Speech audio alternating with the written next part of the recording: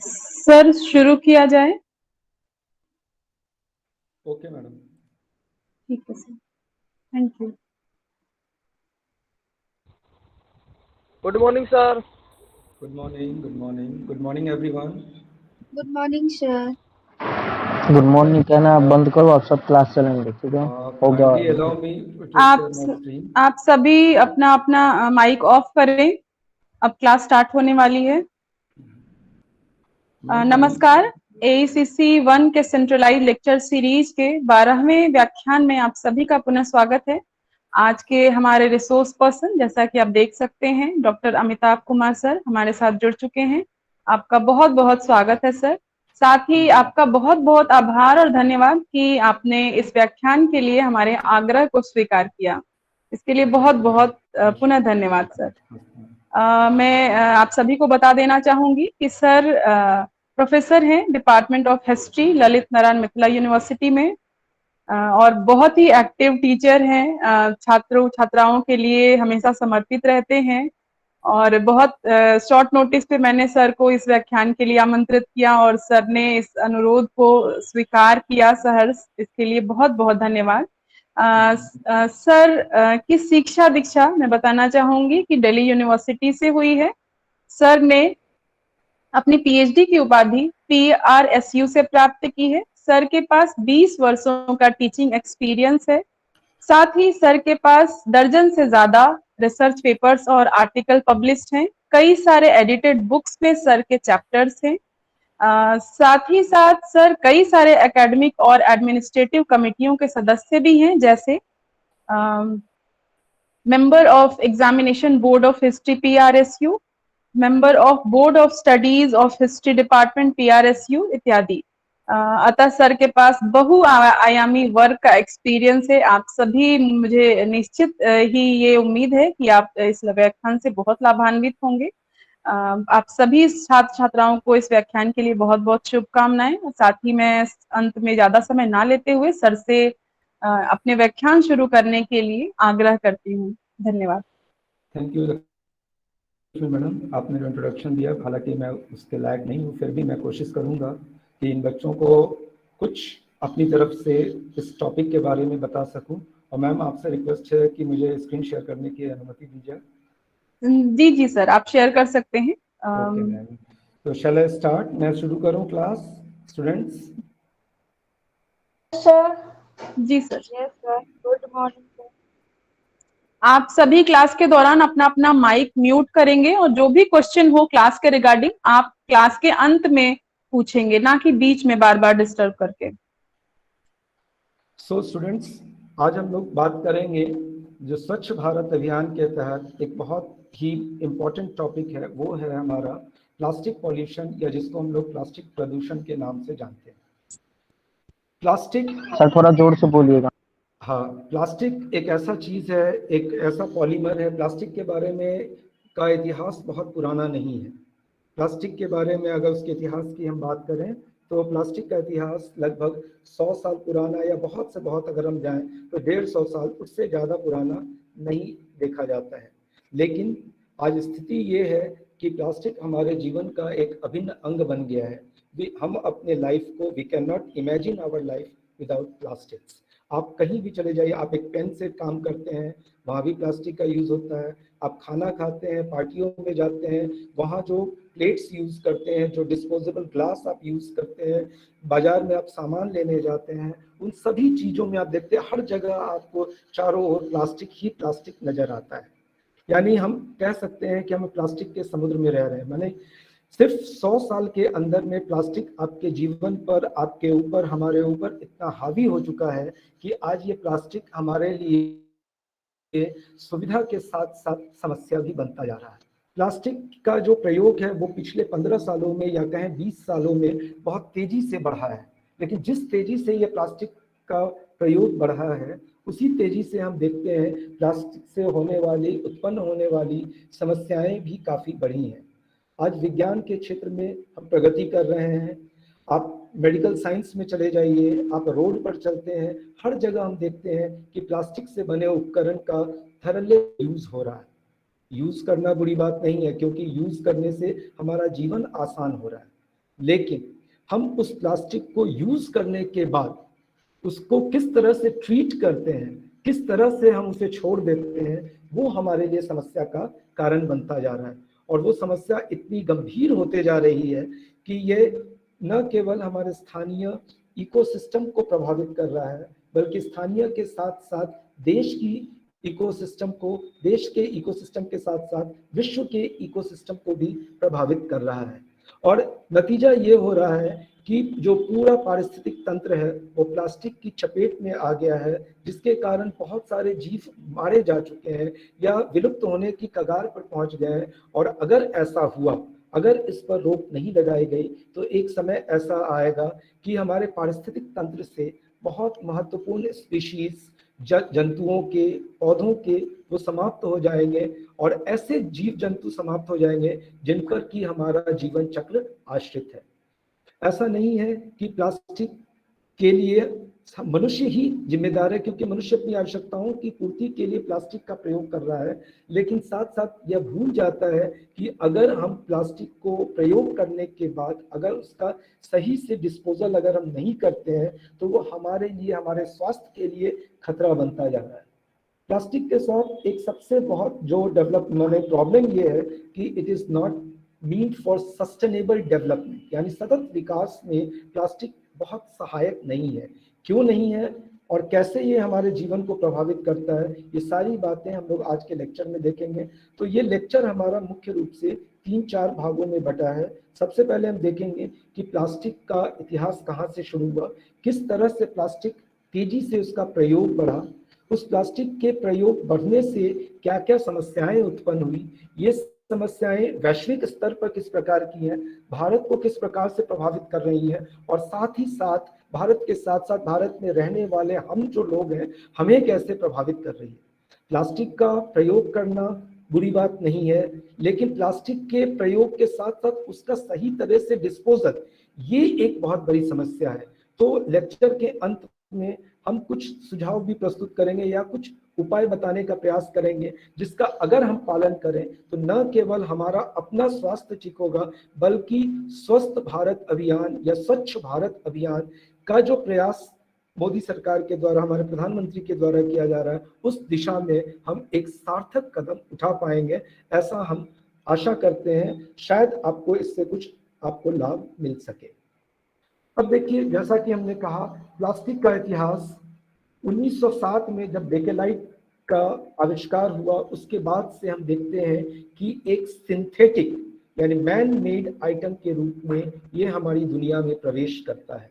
लेकिन द्वितीय विश्व युद्ध के बाद से हम देखते हैं कि तेज गति से सर थोड़ा एक बार पीछे बोलिएगा, प्लास्टिक का क्या बोले? प्लास्टिक का आविष्कार 1907 में बेकेलाइट के आविष्कार के बाद से शुरू होता है, और वहां से हम देखते हैं प्लास्टिक 1960 ना सर? 1907 और वहां से हम देखते हैं कि यह हमारे जीवन में प्रवेश करता है। धीरे धीरे 1947 तक प्लास्टिक का जो प्रोडक्ट है बहुत ज़्यादा हमारे जीवन में अपनी धूम नहीं मचाया था, बहुत ज़्यादा उसका महत्व नहीं था, बहुत ज़्यादा प्रवेश नहीं था, क्योंकि हम लोग अभी भी प्रकृति के बहुत अधिक नज़दीक थे।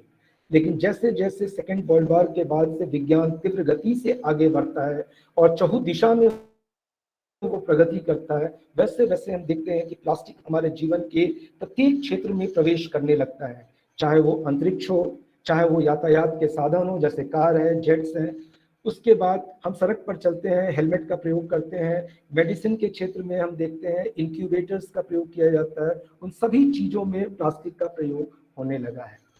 यह प्रयोग इस कदर बढ़ चुका है कि 20वीं शताब्दी के अंत तक हम देखते हैं कि माउंट एवरेस्ट से लेकर, जो विश्व का सबसे ऊंचा स्थान है माउंट एवरेस्ट, वहां से लेकर समुद्र की गहराई में जो सबसे गहरा स्थान है, जिसको हम लोग प्रशांत महासागर में मेरियाना ट्रेंच के नाम से जानते हैं, वहां तक हमको प्लास्टिक की उपस्थिति एक प्रदूषक के रूप में, एक पॉल्यूटेंट के रूप में हमको दिखाई देती है।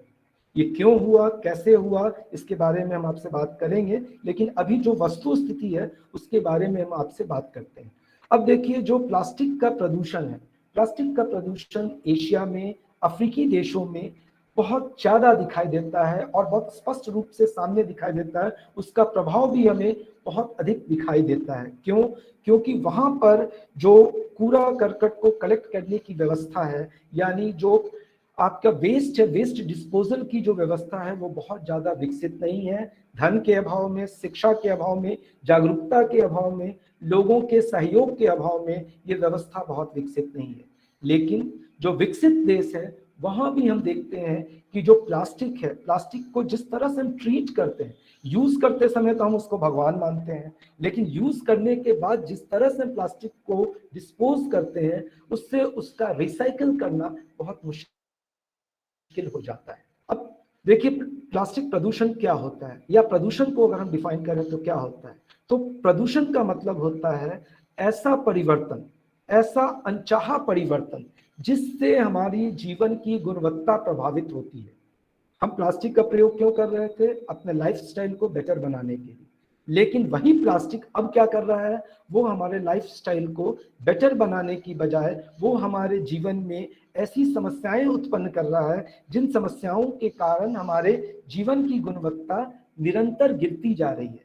हम बहुत सारे बीमारियों के शिकार हो रहे हैं, और बहुत सारी बीमारियों में खास करके जिसमें अस्थमा आप ले लीजिए, सांसों की समस्या होती है, कैंसर जैसी बीमारी होती है, थायराइड का प्रॉब्लम लोगों को हो रहा है, प्रजनन क्षमता लोगों की कम होती जा रही है। इन सब चीजों के पीछे अगर कोई जिम्मेदार है तो वो हमारा जिस तरीके से हम प्लास्टिक को डिस्पोज करते हैं, और उस तरह से प्लास्टिक हमारे लिए वो जानलेवा साबित हो रहा है, और इसी को हम प्रदूषण या प्लास्टिक का प्रदूषण कहते हैं। अब देखिए प्लास्टिक की तुलना में हमारे पास प्लास्टिक है क्या? प्लास्टिक एक बहुलक है जिसको कि हम प्रयोगशाला में तैयार करते हैं, जो प्राकृतिक बहुलक की तुलना में, जैसे रबर हुआ, सिल्क हुआ, उसकी तुलना में काफी मजबूत होता है, और वो आपका बायो नॉन डिग्रेडेबल होता है, यानी उसको हम किसी भी जैविक विधि से उसको हम तोड़कर अलग नहीं कर सकते, उसको समाप्त नहीं कर सकते।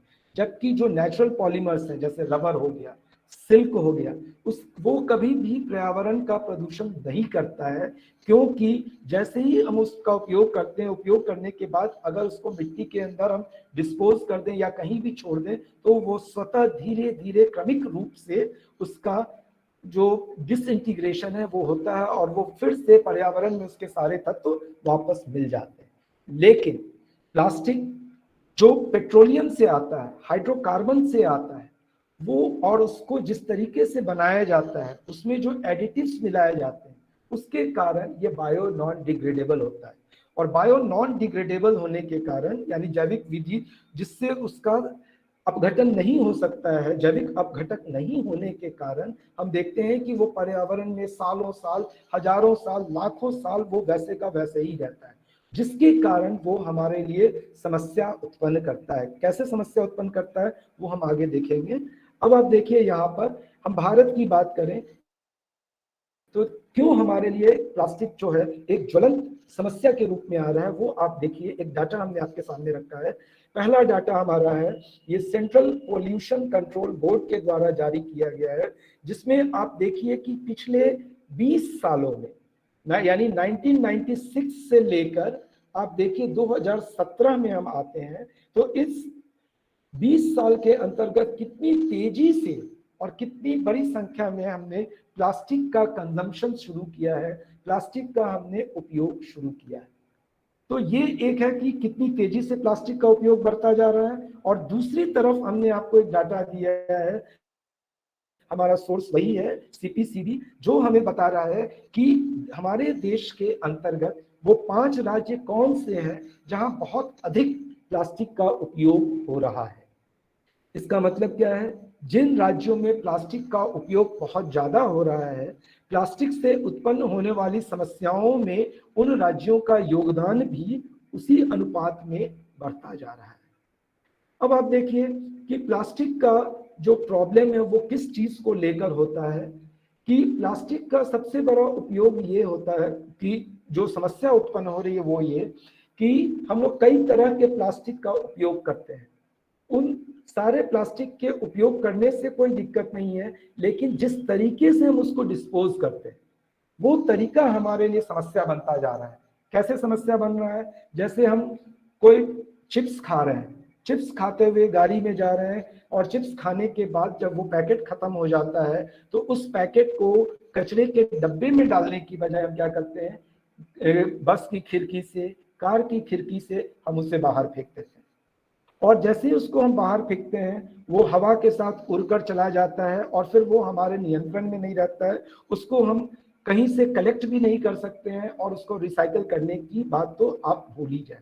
तो इस तरह के, उसी तरह से आप देखिए जो प्लास्टिक के प्लेट्स आप यूज करते हैं, प्लास्टिक के चम्मच यूज करते हैं, प्लास्टिक के ग्लास यूज करते हैं, उसको उठाने के बाद हम क्या करते हैं, उसको यूज करने के बाद उसका डिस्पोजल हम सही से नहीं करते। डिस्पोजल नहीं करने के कारण क्या होता है कि जो हम रिसाइकल करने के लिए जिसका हम यूज कर सकते थे वो हमारे रिसाइकल की पहुंच से बाहर हो जाता है। ऐसा क्यों होता है?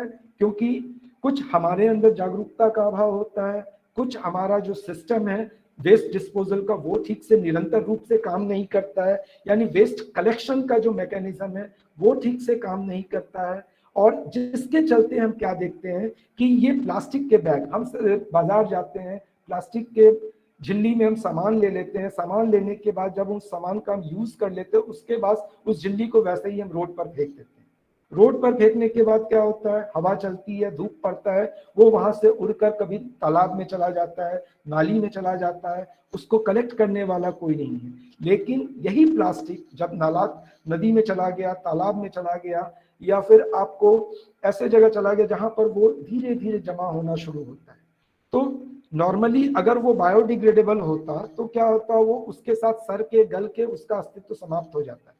लेकिन ना तो ये सड़ता है ना तो ये गलता है। कचरे के ढेर में प्लास्टिक का आपको बैग पड़ा रहता है, गाय जाती है, भैंस जाते हैं, जंगली जानवर जाते हैं, वो उसको खाते हैं। खाने में क्या होता है, वो बैग सहित अपने अंदर ले जाते हैं और वो प्लास्टिक उनके शरीर में जाकर समस्या उत्पन्न करता है। तो जो तरीका, प्रॉब्लम हमारा शुरू होता है कि हम प्लास्टिक को यूज तो करते हैं लेकिन उसका सही डिस्पोजल नहीं करते। और दूसरी बात, प्लास्टिक का हम बहुत बेदर्दी से यूज करते हैं, थोड़ा भी रैशनल यूज नहीं करते हैं और हम अपनी सहूलियत के लिए हम प्लास्टिक का यूज करते हैं। देखिए प्लास्टिक के साथ सबसे बड़ी समस्या क्या होती है, यहाँ पर हमने आपको एक डायग्राम दिखाया है जिसकी मदद से आप देखिए कि अगर हम प्लास्टिक का सही से डिस्पोजल नहीं करें, यत्र तत्र उसको हम कहीं भी फेंक दें तो उसका परिणाम क्या होता है वो देखिए। एक प्लास्टिक की झिल्ली अगर आप उसको छोड़ देते हैं, रोड पर फेंक देते हैं, तो वो 20 साल तक, 20 साल की उसकी जिंदगी है, यानी 20 साल तक वो वैसे का वैसे ही पड़ा रहता है। एक कॉफी का कप, जो नॉर्मली हम चाय पीते हैं, चाय क्यों पीते हैं कॉफी के कप में? क्योंकि यूज एंड थ्रो होता है, सिंगल प्लास्टिक होता है, एक बार यूज किए, हम अपने आप को बीमारी से बचाने के लिए हम लोग इसको यूज करते हैं। लेकिन ये भूल जाते हैं कि अगर हम इसका डिस्पोजल सही से नहीं करेंगे तो क्या होगा, यही प्लास्टिक हमारे लिए तरह तरह की बीमारियों का कारण बन रहा है। यानी एक तरफ तो हम दूसरों के संपर्क में संक्रामक रोग से बचने के लिए हम लोग प्लास्टिक के कॉफी के कप का यूज करते हैं, प्लास्टिक के स्ट्रॉ का यूज करते हैं, प्लास्टिक के वाटर बॉटल का यूज करते हैं, प्लास्टिक के कप का यूज करते हैं और प्लास्टिक का ब्रश यूज करते हैं। क्यों हम यूज करते हैं? क्योंकि हमको बीमारी ना हो। कैसी बीमारी ना हो? जो संक्रामक बीमारी है। लेकिन दूसरी तरफ क्या हो रहा है, दूसरी तरफ हो ये रहा है कि जब हम इनका यूज करते हैं तो इस पर हम इतने ज्यादा आश्रित हो गए, हमको ऐसा लगता है कि हम पैसा खर्चा करेंगे और ये हमको मिल जाएगा। लेकिन हम ये भूल जाते हैं कि यूज करने के बाद इसको डिस्पोज करना कैसे। तो हम क्या हो रहा है, उससे परिणाम क्या हो रहा है? परिणाम ये हो रहा, संक्रामक रोग अगर आपको होता है तो उसका इलाज तुरंत हो जाता है। तुरंत इसलिए हो जाता है कि उसमें उसका खर्च भी बहुत कम होता है। लेकिन अगर यही प्लास्टिक, अगर इसको हम सही से ट्रीट नहीं करते हैं तो ये हमारे वातावरण को जिस तरह से प्रदूषित कर रहा है, हमारे हवा को, हमारे पानी को, हमारे शरीर में ये बायोमार्कर्स के रूप में प्रवेश कर रहा है। धीरे धीरे जमा होते होते ये हमारे शरीर में क्रोनिक डिजीज को जन्म दे रहा है। क्रोनिक डिजीज आप समझते हैं, जैसे हाई ब्लड प्रेशर हो गया, जैसे आपको थायराइड का प्रॉब्लम हो गया, जैसे डायबिटीज हो गया, कैंसर हो गया, जिसको हार्ट का प्रॉब्लम होता है, रिमेटिक फीवर का आपको डिजीज होती है, अर्थराइटिस का प्रॉब्लम होता है। These are called chronic disease. ये बीमारी ऐसी होती है जो एक बार आपको पकड़ लेती है तो वो आजीवन चलती है। अब आजीवन अगर इस तरह की बीमारी आपको चलेगी तो क्या होगा, उस पर आप दवाई पर खर्चा करेंगे, और दवाई पर खर्चा करेंगे तब आप कैलकुलेट कीजिए कि 5 रुपए का बॉटल पर जो पैसा आप खर्चा कर रहे थे उसको ठीक से डिस्पोज नहीं करने के कारण क्या हो रहा है, अब आप जितना भी कमा रहे हैं, जितना भी आप अर्न कर रहे हैं, उसका एक सब्सटैंशियल हिस्सा, उसका एक बहुत बड़ा हिस्सा हम क्या कर रहे हैं, अपने बीमारियों के इलाज पर खर्चा कर रहे हैं। आज जितने भी जो सीनियर सिटीजन्स हैं जिनको पेंशन मिलता है, आप देखिए उनके जो इनकम है उस इनकम का एक बहुत बड़ा हिस्सा वैसी बीमारियों के इलाज में जा रहा है जो क्रोनिक डिजीज है, और जिसकी उत्पन्न होने के पीछे कहीं ना कहीं हमारा प्लास्टिक को जिस तरीके से हम मिसयूज कर रहे हैं, जिसका हम प्रॉपर तरीके से डिस्पोजल नहीं कर रहे हैं, वो उसके लिए कहीं ना कहीं उत्तरदायी है। अब देखिए प्लास्टिक्स को लेकर कुछ महत्वपूर्ण तथ्य हैं जो हमने पहले बताया था, उसी का कुछ डाटा हमारे पास है। वो आप देखिए कि जितना भी प्लास्टिक आज हमको दुनिया में दिख रहा है उसका आधा हिस्सा जो है वो केवल मात्र 15 वर्षों में ही आपको मैन्युफैक्चर हुआ है। सिर्फ पिछले 15 वर्षों में जितना प्लास्टिक आप दुनिया में देख रहे हैं उसका आधा हिस्सा आपको मैन्युफैक्चर हुआ है। यहाँ पर एक डाटा भी आप देखिए कि 1950 में हम केवल 2.3 मिलियन टन प्लास्टिक का उत्पादन करते थे, जो सिर्फ 65 साल में कितना गुना बढ़ गया, आप उसका अंदाजा देखिए कि वो 448 मिलियन टन उसका प्रोडक्शन बढ़ गया है। और ऐसा मतलब कि अनुमान लगाया जा रहा है कि 2050 के आते आते इसका उत्पादन ऑलमोस्ट डबल हो जाएगा, यानी वो लगभग 996 मिलियन टन तक पहुंच जाएगा।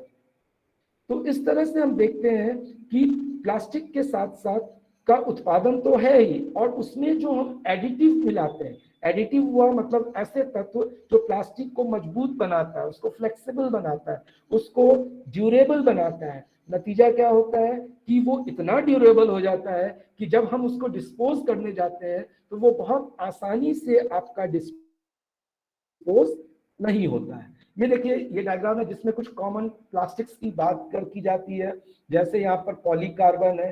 पॉलीकार्बन मुख्य रूप से किचन के सामान बनाने में यूज करते हैं। फिर आप देखिए पीईटी है, ये सबसे महत्वपूर्ण है।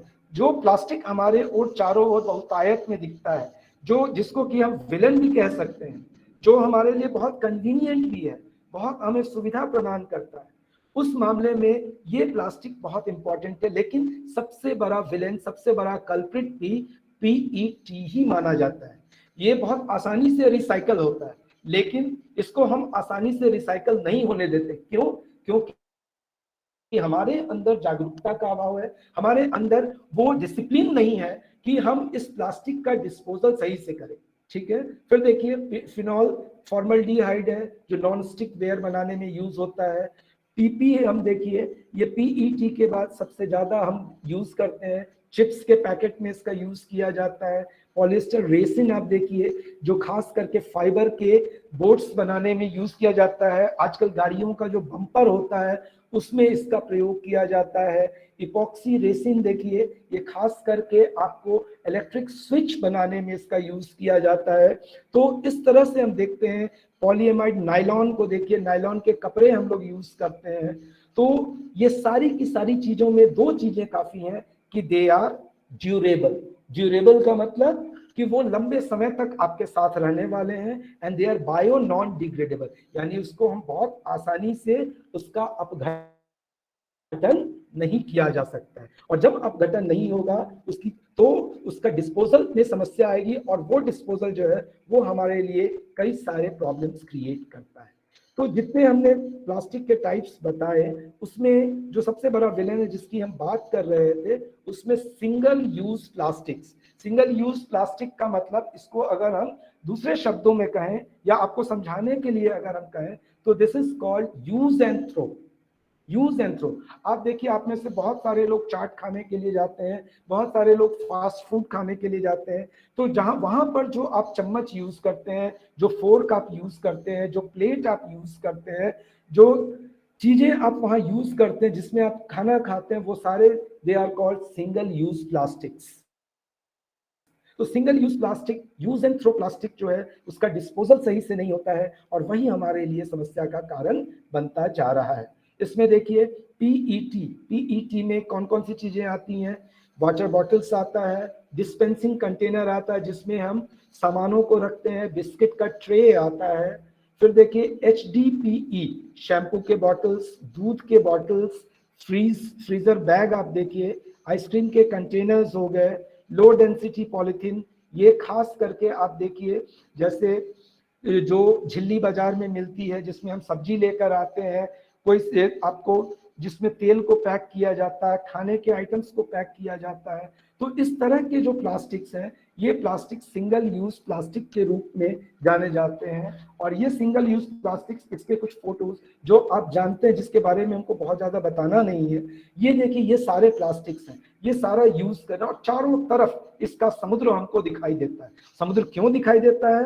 क्योंकि हम इससे होने वाले नुकसान से बहुत ज्यादा वाकिफ नहीं है, जागरूक नहीं है, हम उसकी ओर ध्यान नहीं देते हैं, हम सुविधा पसंद हो गए हैं, सुविधा भोगी हो गए हैं, हम सिर्फ उसका यूज करना चाहते हैं, उसका प्रॉपर डिस्पोजल करना नहीं चाहते हैं या नहीं करना चाहते हैं, हमें इच्छा शक्ति का अभाव है जिसके चलते ये समस्या आती है।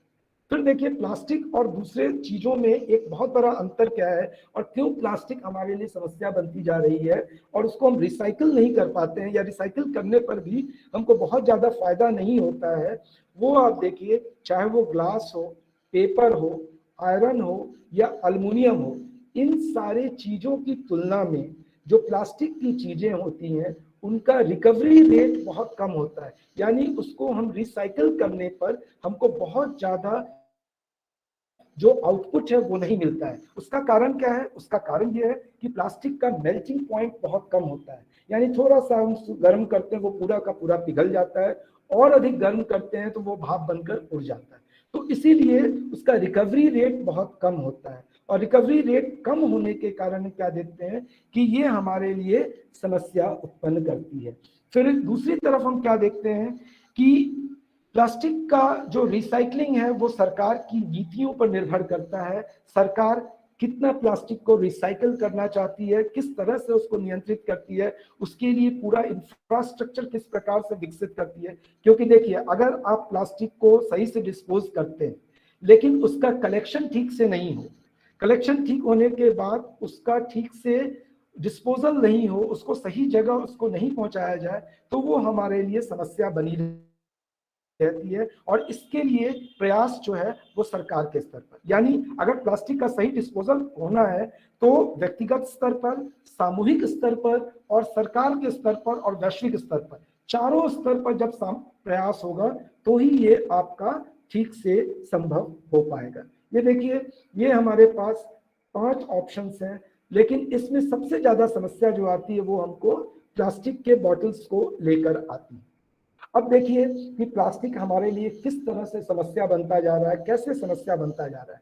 तो सबसे पहले हम देखते हैं कि प्लास्टिक समुद्र को प्रदूषित कर रहा है। अब देखिए, ये बहुत ताज्जुब की बात है कि समुद्र में मुख्य रूप से समुद्री जीव जंतु रहते हैं। मानव का एग्जिस्टेंस ओशन में 0.001% भी नहीं है। जो पूरी विश्व की जनसंख्या है वो मुख्य रूप से स्थल पर निवास करती है, समुद्र में निवास नहीं करती है। लेकिन उसके बावजूद भी हम देखते हैं कि हमारा जो समुद्र है, जो हमारे महासागर हैं, वो बहुत ज्यादा आपको प्लास्टिक से प्रदूषित है। कैसे? तो उसका कारण ये है कि हमारे समुद्र जो है वो पूरे पृथ्वी पर उनका जो स्तर है वो जमीन से नीचे होता है। तो जमीन से नीचे होने के कारण वो धरती पर, जमीन पर, भूमि पर जितना भी प्लास्टिक वेस्ट उत्पन्न होता है वो वेस्ट अंततः समुद्र में पहुंचता है। वो तूफान के माध्यम से, पवन के माध्यम से, वो नावों के माध्यम से, जहाजों के माध्यम से, वो नदियों के माध्यम से, जिस तरह से हम आपको वेस्ट को नदी में फेंक देते हैं, नालियों के जरिए वो नदियों में जाता है, नदियों के माध्यम से वो समुद्र में पहुंचता है।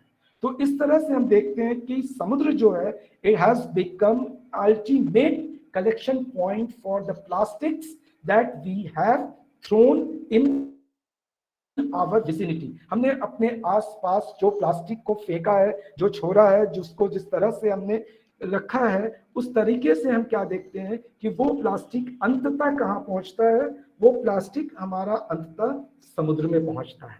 तो समुद्र में पहुंचने के बाद हम क्या देखते हैं कि कुछ प्लास्टिक ऐसे होते हैं जो समुद्र की सतह पर पाए जाते हैं, और कुछ प्लास्टिक ऐसे होते हैं जो समुद्र की तलहटी में पाए जाते हैं। यानी समुद्र की सतह से लेकर समुद्र की गहराई में, समुद्र के बेड में हम क्या देखते हैं कि प्लास्टिक के पार्टिकल्स की उपस्थिति दिनों दिन बढ़ती चली जा रही है। 2014 में ओशनोग्राफिक स्टडी जो की गई थी, उसके अनुसार ये अनुमान लगाया गया कि समुद्र के अंदर 5.25 ट्रिलियन, ठीक है, 5.25 खरब इंडिविजुअल प्लास्टिक पार्टिकल्स, जिनका वजन 244,000 मेट्रिक टन था, वो आपको समुद्र की सतह पर घूम रहा है, बह रहा है। फिर हम देखते हैं 221 में एक स्टडी की गई जिसमें यह देखा जाता है कि 44% जो प्लास्टिक के डिस्पोजल है, जो अवशिष्ट हैं, वो मुख्य रूप से नदियों में, महासागरों में और समुद्र तटों पर पाए जाते हैं, जिसमें मुख्य रूप से प्लास्टिक के बैग, बॉटल्स और खाने के जो पैकिंग के जो बर्तन हैं, वो हमको वहां पर दिखाई देते हैं।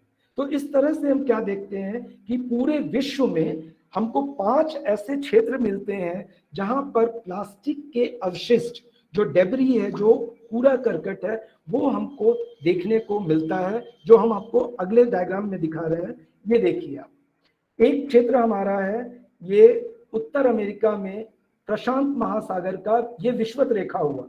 विषुवत रेखा से उष्ण कटिबंध का जो क्षेत्र है, इस इलाके में हमको प्लास्टिक के अवशेष, प्लास्टिक के बॉटल्स समुद्र की सतह पर पाए जा रहे हैं। उसी तरह से एक दूसरा इलाका हमको यहाँ पर दिख रहा है, वो दक्षिणी पैसिफिक का क्षेत्र है, यानी दक्षिणी प्रशांत महासागर का क्षेत्र है। फिर आप देखिए, ये हम यहाँ देखते हैं उत्तरी अटलांटिक महासागर का क्षेत्र है, और ये आपका दक्षिणी महासागर का क्षेत्र है। लेकिन जो हमारे लिए, जो भारत के लिए, जो भारत के पारिस्थितिक तंत्र को प्रभावित कर रहा है, वो इलाका यहाँ पर देखिए, ये लाल से आपका दिख रहा है, और ये एरिया दिख रहा है जो हिंद महासागर का क्षेत्र है, जहां पर आपको प्लास्टिक के अवशिष्ट, उसके डेब्री जो है, वो हमको समुद्र की सतह पर, समुद्र की तलहटी में पाए जाते हैं। और इसके चलते हम देखते हैं कि ये कैसे प्रभावित कर रहा है, ये आप देखिए। तो समुद्र में 3-4 चीजें होती हैं जिसको आपको समझना होगा। अगर आप उसको समझ जाएंगे तो आपको समझ में आ जाएगा कि कैसे प्लास्टिक हमारे लिए खतरनाक है। समुद्र में लहरें चलती हैं, समुद्र में करंट चलता है, समुद्र में सूर्य की किरणें पड़ती हैं। तो इन सभी चीजों के परिणाम स्वरूप क्या होता है कि जो प्लास्टिक वहां जाता है, वो प्लास्टिक छोटे छोटे छोटे छोटे टुकड़ों में टूट जाता है। वो इतने छोटे टुकड़ों में टूटता है जिसको हम लोग माइक्रो प्लास्टिक के नाम से जानते हैं। ये देखिए माइक्रोप्लास्टिक। अब ये माइक्रोप्लास्टिक जो है, वो माइक्रो का मतलब हो गया 10⁻⁻10 एंगस्ट्रम, यानी नैनो साइज का हो गया, जो आपको आंख से भी नहीं दिखाई देता है। और वो क्या होता है, वो आपको खाद्य पदार्थों में जो जीव जंतु, उनके शरीर पर वो जाके चिपक जाता है।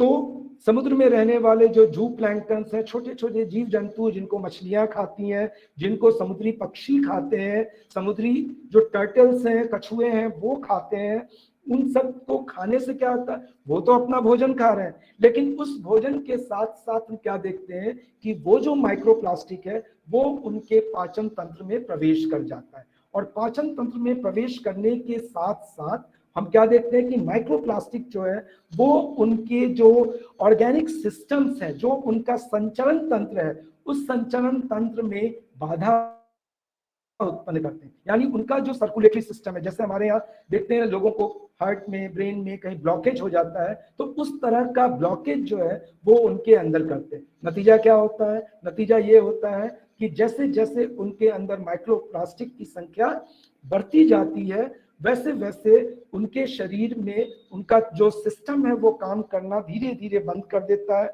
और जैसे जैसे वो सिस्टम काम करना बंद कर देता है वो जीव मर जाता है। और उस जीव के मरने के कारण जैसे जैसे प्लास्टिक की संख्या बढ़ती है, बड़े पैमाने पर हम देखते हैं जो माइक्रो ऑर्गेनिज्म समुद्र में पाए जाते हैं, जिनका काम मुख्य रूप से समुद्र में जितने भी आपको बायोडिग्रेडेबल्स हैं, जो जानवर मर जाते हैं, जो मछली मर जाती है, उस मछली के शरीर को अपघटित करने का जो काम करते हैं, वो सारे सारे जीव जंतु मारे जाते हैं माइक्रो प्लास्टिक को कंज्यूम करने के कारण। तो इसके चलते क्या होता है कि जो समुद्र का पारिस्थितिक तंत्र है वो पूरी तरह से आपको चरमराने लगता है, और जिसके चलते हम क्या देखते हैं कि छोटे जीव जंतुओं के मर जाने के कारण बहुत सारी मछलियां, मरी हुई मछलियां समुद्र में पड़ी रहती हैं जिन पर बैक्टीरिया काम करता है, लेकिन उसका अपघटन नहीं होता है, जिसके चलते समुद्र का पानी प्रदूषित हो जाता है, और उस प्रदूषित पानी का कोई भी अगर सेवन करे तो बीमार होने के अलावा और कोई दूसरा ऑप्शन नहीं है। ये देखिए 2018 में एक स्टडी की गई थी जिसमें ये देखा गया कि लगभग 114 समुद्री प्रजातियों में ये माइक्रोप्लास्टिक्स पाया जाता है, और ये प्लास्टिक्स जो है वैसे प्रजातियों में पाया जाता है जो कि समुद्र की खाइयों में, गहराइयों में, जो समुद्र के तल से 6 किलोमीटर 6000 मीटर की जो गहराइयां है वहां जो पाई जाती है, वहां पर जहां पर आदमी पहुंच भी नहीं सकता, आप इमेजिन भी नहीं कर सकते हैं, वहां पर वो प्लास्टिक के माइक्रो पार्टिकल्स पहुंच गए और वहां जीवों को वो नष्ट कर रहे हैं और उनको वो समाप्त कर रहे हैं। ये देखिए कुछ डायग्राम से किस तरह से प्लास्टिक नुकसान पहुंचा रहा है। ये देखिए यहाँ पर ये पहला चित्र आप देख रहे हैं, एक डॉल्फिन मछली है। डॉल्फिन मछली समुद्र सतह पर प्लास्टिक है, और वहां जो उसमें जो खाद्य पदार्थ उसको वो अपना भोजन, उनमें तो ये समझ नहीं होती है, वो खाना देके अब ये प्लास्टिक उनके शरीर में जाएगा, शरीर में जाने पर वो उनके अंदर ऑब्स्ट्रक्शन का काम करता है। आप देखिए आपके अंदर ही आप कोई ऐसी चीज निगल लेते हैं तो क्या होता है, कई बार वो आपकी नली में फंस जाता है, और कई बार नली में ऐसा फंस जाता है कि तुरंत अगर उसको नहीं निकाला जाता है तो आदमी की जान भी चली जाती है। तो इस तरह का काम ये पन्नी, ये झिल्ली अगर इस डॉल्फिन मछली के अंदर में चली जाए तो वो क्या करेगा, वो उसके सिस्टम को चोक करना शुरू करता है, और उसी तरह से जो पानी है उसमें जो माइक्रोप्लास्टिक्स है वो जाता है, वो उसके श्वसन तंत्र में, वो उसके लंग्स के जो छेद हैं, छिद्रों को वो जाम करना शुरू कर देते हैं, और अंततः क्या होता है कि वो घुट कर वो जीव मर जाता है। यहाँ देखिए आप, यहाँ पर ये कोरल रीफ है। कोरल रीफ शैवाल जिसको कहा जाता है, समुद्र के नीचे उसके ऊपर एक झिल्ली आपको पड़ी हुई है। इस झिल्ली को उसको ढक लेने से क्या होता है कि वो सांस नहीं ले, उसका भी दम घुटने लगता है। आप खुद इमेजिन कीजिए ना, आपके मुख में अगर एक झिल्ली लगा दी जाए और उसको रबर से बांध दिया जाए तो आपका क्या होगा, किस तरह से आपका दम घुटेगा और किस तरह से आपकी जान चली जाएगी। तो उस तरह से आप देखिए समुद्र के अंदर हमारे जो जिस तरीके से हम वेस्ट को डिस्पोजल करते हैं उसका परिणाम जो जीव जंतु जो कहीं से भी जिन्होंने अपराध नहीं किया उन्हें बिना किसी अपराध के अपने प्राणों से हाथ दबाना पड़ रहा है।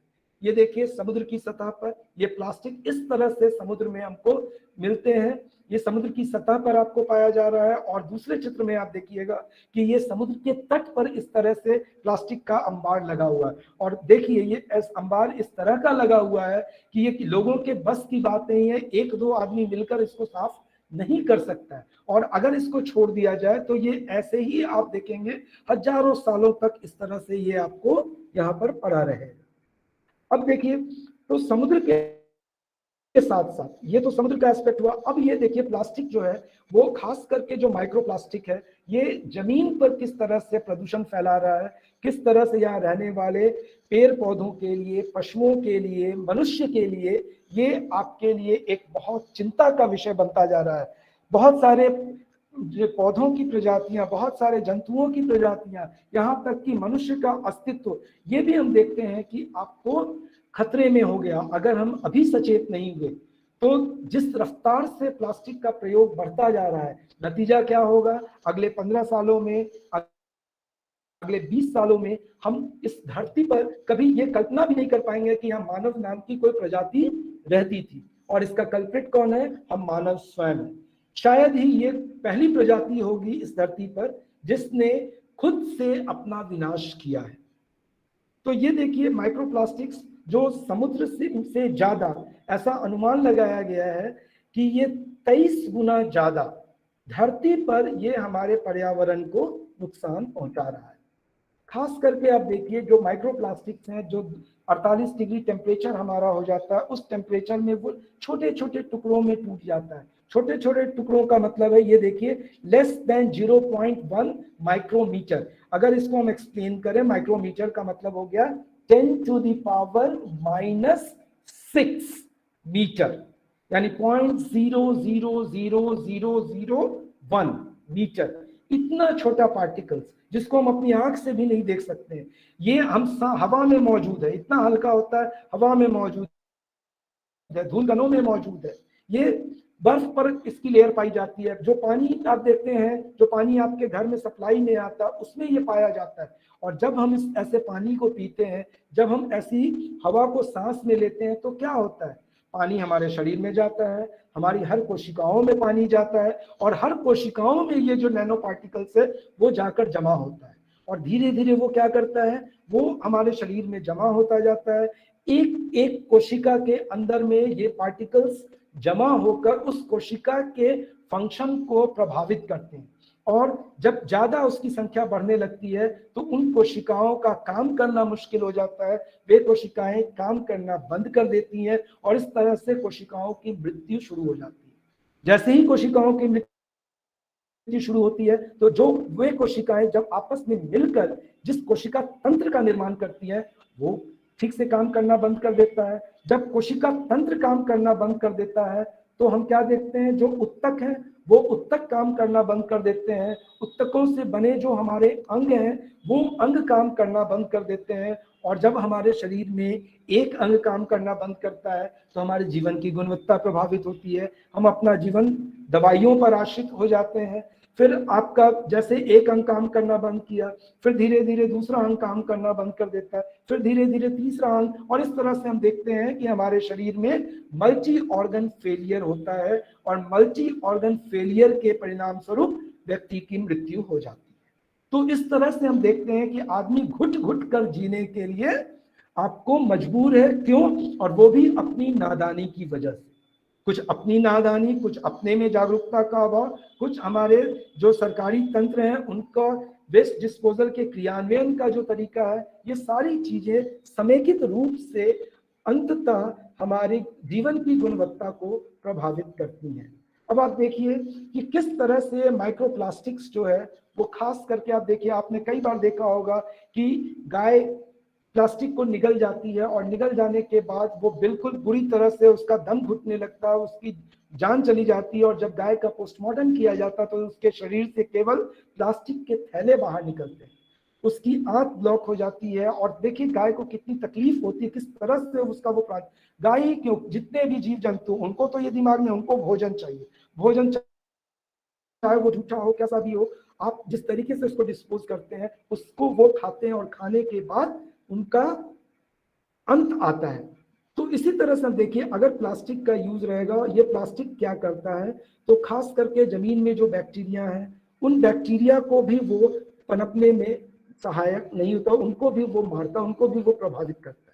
अब आप देखिए, एक चित्र आपको हम दिखा रहे हैं, ये सारी तरफ चीजें देखिए जो बाहर की तरफ है, उसमें डिफरेंट प्लास्टिक प्रोडक्ट्स हैं जो आपको दिख रहा है।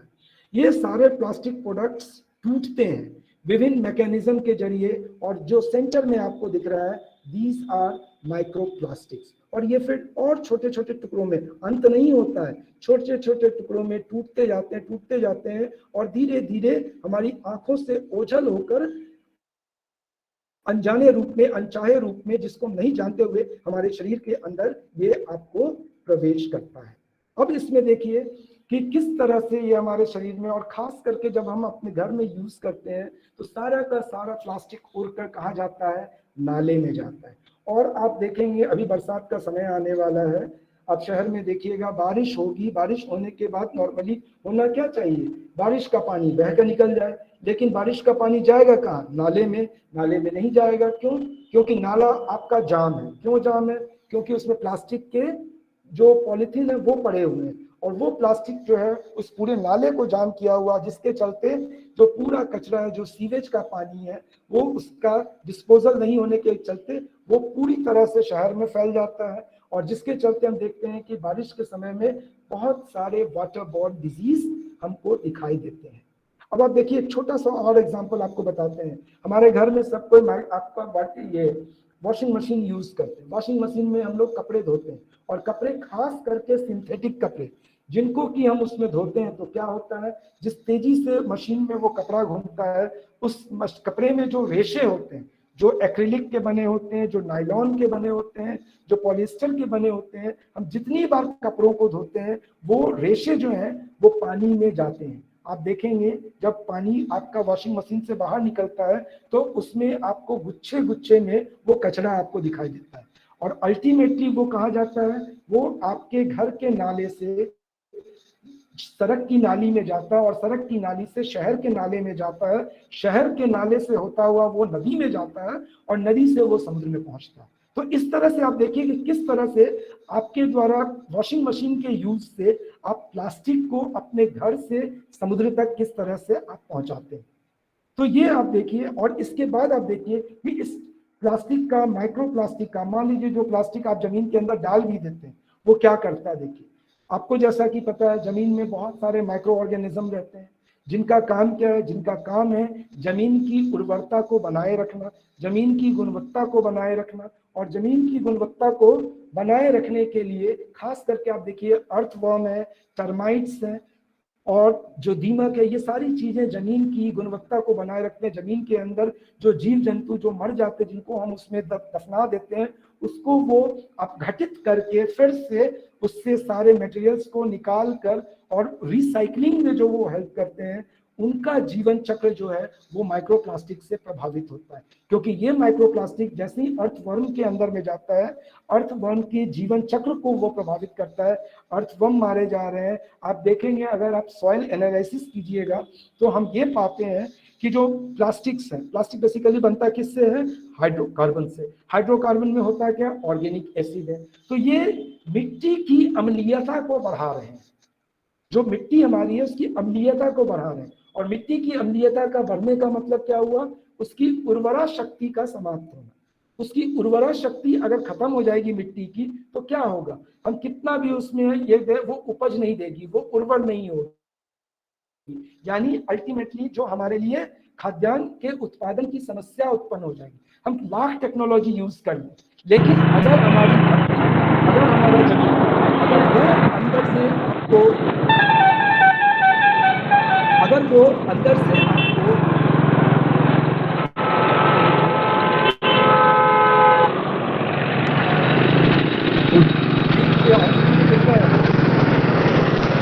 मैम नेट ऑफ करने के लिए बोलिए। कीजिए। तो इसमें आप देखिएगा कि माइक ऑफ कीजिए। हाँ, किस तरीके से आप देखिए कि मिट्टी जो है, मिट्टी की गुणवत्ता प्रभावित हो रही है। मिट्टी की गुणवत्ता, एग्रेरियन प्रोडक्शन यानी कृषि का उत्पादन का नीचे जाना। कृषि का उत्पादन अगर नीचे जाएगा तो क्या होगा, खाद्यान्न का रेट आप देखिए, महंगाई से सब पीड़ित है। तो अल्टीमेटली आप देखिए कि आपका प्लास्टिक को जिस तरह से आप यूज कर रहे हैं, वो प्लास्टिक पूरी तरह से आपके जीवन पर हर तरह से आपके जीवन की गुणवत्ता को प्रभावित कर रहा है। आज आपको जो चावल, जो गेहूं आपको 10 रुपए, 20 रुपए, 25 रुपए किलो मिल रहा था, आज उसका रेट जस्ट डबल हो गया। क्यों? क्योंकि उत्पादन नहीं हो रहा। उत्पादन क्यों नहीं हो रहा है? क्योंकि ये जो माइक्रो प्लास्टिक है वो मिट्टी में जाकर इतना जहरीला विषैला पदार्थ छोड़ रहा है कि उसमें रहने वाले जीव जंतु मारे जा रहे हैं। ये देखिए किस तरह से प्लास्टिक हमारे आसपास दिख रहा है। शायद आप लोग दरभंगा शहर में रहते हैं, छोटे शहरों की बात छोड़ दीजिए, बड़े बड़े शहरों में देख लीजिए किस तरह से ये हेल्थ हैजार्ड के रूप में, स्वास्थ्य के हैजार्ड के रूप में आपको दिख रहा है। या गाय आप देखिए प्लास्टिक खा रही है, बच्चे प्लास्टिक के बीच में, तो ये प्लास्टिक हर तरीके से उनके स्किन का प्रॉब्लम कर रहा है। क्योंकि माइक्रो प्लास्टिक से बच्चे इस बात से अनजान है कि वहाँ जो माइक्रो प्लास्टिक है जो उनके शरीर में चिपक रहा है, अगर उसकी सफाई नहीं की जाए वो कई सारी बीमारियों को जन्म दे रहा है। यहाँ देखिए किस तरह से ये आदमी रैक पिकर है, वो बिना चप्पल पहने, बिना किसी प्रॉपर आपको ड्रेस के वेस्ट डिस्पोजल में लगा हुआ है। तो इससे उसको अपना कितना नुकसान हो रहा है इसका उसको अंदाजा नहीं है। शायद वो इसमें जागरूकता का अभाव है।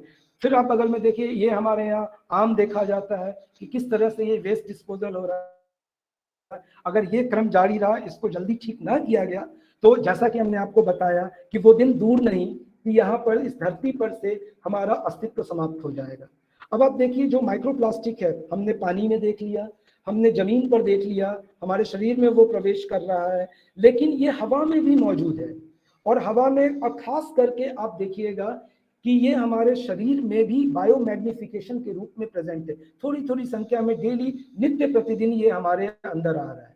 खास करके जो सिंगल यूज प्लास्टिक्स है, उसमें हम देखिए कि एक एडिटिव यूज करते हैं जिसको हम लोग पैथैलेट के नाम से जानते हैं। और इसमें दो कंपाउंड आप याद रखिएगा जो बहुत इंपॉर्टेंट है। एक है BPA, जिसको हम लोग बिसफेनॉल कहते हैं, बिसफेनॉल A, और दूसरा आपका है जिसको कि हम लोग कहते हैं पॉलीब्रोमिनेटेड डाइफेनाइल। तो ये दो ऐसे कंपाउंड हैं जो हमारे शरीर में खास करके अंतःस्रावी तंत्र, यानी जिसको हम लोग एंडोक्राइन सिस्टम कहते हैं, जिसको हम लोग अपना हार्मोन सिस्टम कहते हैं, उस सिस्टम को ये प्रभावित कर रहा है। आपको पता है, शायद आप जानते हैं, आप में से बहुत सारे लोग शायद कभी साइंस पढ़े होंगे, तो आपको इस बात की जानकारी होगी कि हार्मोन जो होता है वो बहुत छोटी संख्या में हमारे शरीर में, बहुत कम, यानी पूरी जिंदगी में हम देख लें तो 1 चम्मच से भी ज्यादा हार्मोन नहीं प्रोड्यूस होता है। यानी 1 चम्मच डिफरेंट टाइप्स ऑफ हार्मोन जो है हमारे शरीर में, वो पूरे 70 साल 80 साल के जीवन को रेगुलेट करता है। वहां पर ये माइक्रोप्लास्टिक, खास करके BPA और पॉलीब्रोमिनेटेड डाइफेनाइल, हमने शुरू में आपको कहा था, ये दोनों वहां पर हमारे एंडोक्राइन सिस्टम को, हार्मोनल सिस्टम को प्रभावित करते हैं। खास करके अब आप देखिए, BPA का प्रभाव महिलाओं में 2 हार्मोन्स को ये प्रभावित करता है, एक थायराइड को और दूसरा ये एंड्रोजन हार्मोन है जो प्रजनन तंत्र से संबंधित है और तो उसको फर्टिलिटी से रिलेटेड है। उन दोनों हार्मोन्स को ये प्रभावित करता है। तो दूसरी तरफ पॉलीब्रोमिनेटेड डाइफेनाइल जो है, ये आपको थायराइड को, थायराइड हार्मोन को, और थायराइड हार्मोन के साथ साथ जो पुरुष है, पुरुष में एंड्रोजन, जो आपको प्रजनन तंत्र से संबंधित हार्मोन है, उसको वो प्रभावित करता है। अब आप देखिए, इस धरती पर किसी भी स्पीशीज के कंटिन्यूटी का जो सबसे महत्वपूर्ण कारण होता है वो है प्रजनन। अगर प्रजनन तंत्र ठीक से काम नहीं करेगा, इसका मतलब क्या है, जो हमारी प्रजाति है वो आगे नहीं बढ़ेगी। और अगर वो आगे नहीं बढ़ेगी, नए जो जीव है वो इस धरती पर नहीं आएंगे, तो क्या होगा, हमारा जो अस्तित्व है, हमारी जो प्रजाति है वो लुप्त हो जाएगी। तो इसीलिए जरूरी होता है कि हम इस तरह के प्लास्टिक्स को, इस तरह के एडिटिव्स का यूज ना करें, और अगर जरूरत नहीं पड़े तो हम इसको रैशनलाइज करने का प्रयास करें। अब देखिए कि प्लास्टिक का जो प्रदूषण है, इसको हम लोग दूर कैसे कर सकते हैं। तो इसको दूर करने के लिए जो पहला, जो सबसे बेसिक यूनिट है, वो मनुष्य स्वयं है, एक इंडिविजुअल है। इसकी शुरुआत व्यक्तिगत स्तर पर होती है, व्यक्तिगत स्तर से ये पारिवारिक स्तर पर आएगा, परिवार से समाज पर, और समाज से फिर वो राज्य पर, और राज्य से राष्ट्र पर, राष्ट्र से विश्व पर। तो ये सारी कड़ी के रूप में है। कहीं स्टार्ट करना होगा तो स्टार्टिंग पॉइंट हमारा हम खुद है। क्या करना है हमें, तो जहां तक संभव हो सके हम प्लास्टिक के यूज को कम करने का प्रयास करें। और कैसे कम कर सकते हैं, तो हम इसके विकल्प के रूप में, हम अगर कोई सामान खरीदने जाते हैं, बहुत बड़ी बात नहीं है, अगर आप घर से बाजार जाते हैं, एक झोला लेकर आप जाते हैं, तो बहुत सारा सामान आप लेकर आ सकते हैं जहां पर आपको प्लास्टिक के बैग की जरूरत नहीं पड़ेगी। उसके बाद अगर हम देखें तो हम ऐसे प्लास्टिक, सिंगल यूज प्लास्टिक का प्रयोग नहीं करें, तो उसकी जगह हम क्या कर सकते हैं, उसकी जगह हम लोग कप्स का, मग का, रीयूजेबल वाटर बॉटल्स का यूज करें। तो बहुत सारे लोग ये कहते हैं कि सर बीमारी हो जाएगी, ठीक से साफ नहीं होता है। ठीक है, उसमें हम सावधानी बरत सकते हैं, उसको हम पानी को उबाल कर उसको स्टेरलाइज करके साफ करेंगे। देखिए, पर्सनल हाइजीन मेंटेन करना, अपने बोतल को साफ रखना, ये आपके ऊपर डिपेंड करता है। आप अगर साफ से रहेंगे तो आप विश्व में सफाई में कंट्रीब्यूट करेंगे। हर आदमी अगर पर्सनल हाइजीन मेंटेन करता है तो पर्सनल हाइजीन मेंटेन करने से उसके परिवार का हाइजीन अच्छा होता है, परिवार का हाइजीन अच्छा होने से समाज का हाइजीन अच्छा होगा, और समाज का हाइजीन अच्छा होने से राज्य और फिर राष्ट्र का हाइजीन अच्छा होगा। अब देखिए, प्लास्टिक को हम अपने जीवन से हटा तो नहीं सकते, लेकिन हम क्या कर सकते हैं, हम उसका डिस्पोजल तो ठीक से कर सकते हैं। हम ये अगर ध्यान रखें, देखिए इंडिया और जापान में क्या अंतर है। जापान में अगर आप एक पन्नी को रोड पर फेंक देंगे तो दूसरा आदमी आपको कुछ नहीं बोलेगा, वो उस पन्नी को उठाएगा, चुपचाप ले जाकर डस्टबिन में या जहां उसको रखना है वो डाल देगा। यहां तक कि आप देखिएगा कि इंडिया में भी एक प्रयोग किया गया है। अंबिकापुर एक शहर है, अंबिकापुर शहर में हम देखते हैं कि अलग अलग प्लास्टिक के वेस्ट को डिस्पोज करने के लिए अलग अलग कंटेनर्स बनाए गए, वहां पर लोग उसी कंटेनर में देते हैं। तो यहाँ भी शुरुआत हो चुकी है और इस शुरुआत को कंटिन्यू करना, और ये हमारा प्रयास होना चाहिए।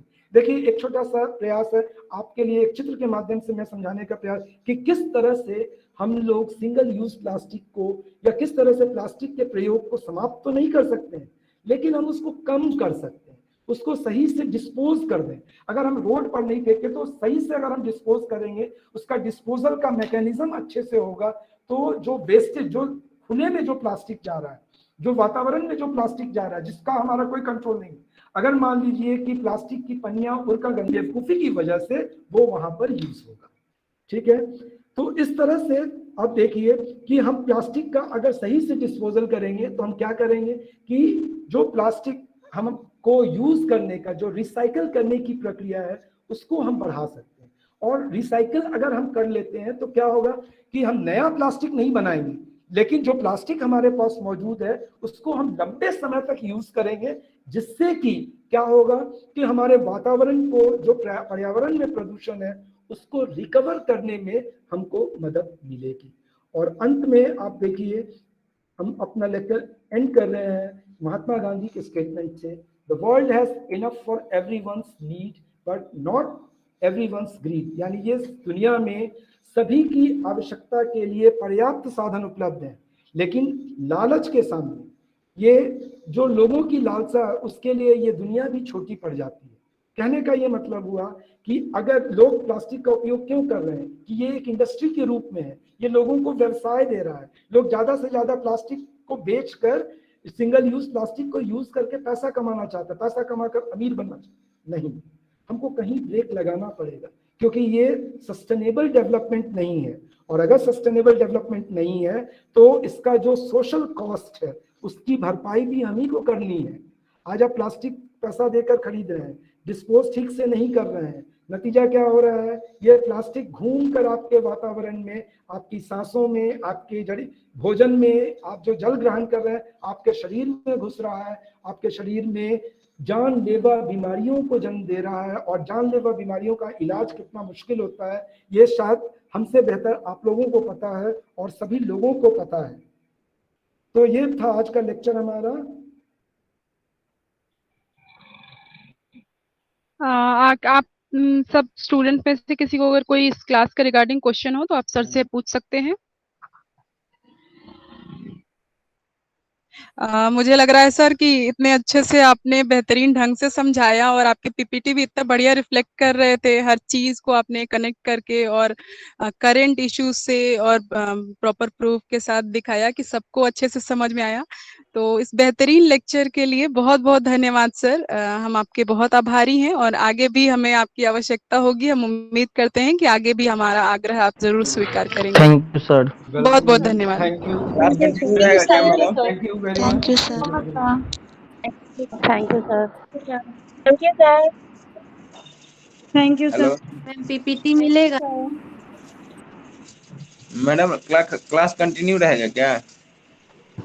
खत्म हो गया। अरे फिर कल नेक्स्ट डे रहेगा, उसमें कंटिन्यू चलेगा हाँ, क्या? नेक्स्ट डे क्लास रहेगा, नेक्स्ट डे रहेगा। हाँ तो वही बोले, नेक्स्ट रोज चलेगा ना वो? हाँ हाँ, रेगुलर क्लास होगा। वही कल तक ही है। क्या चीज? कल तक ही है, कल के बाद तो ऑफ हो जाएगा। प्लीज बोलिए ना, आवाज नहीं आपका बरोबर।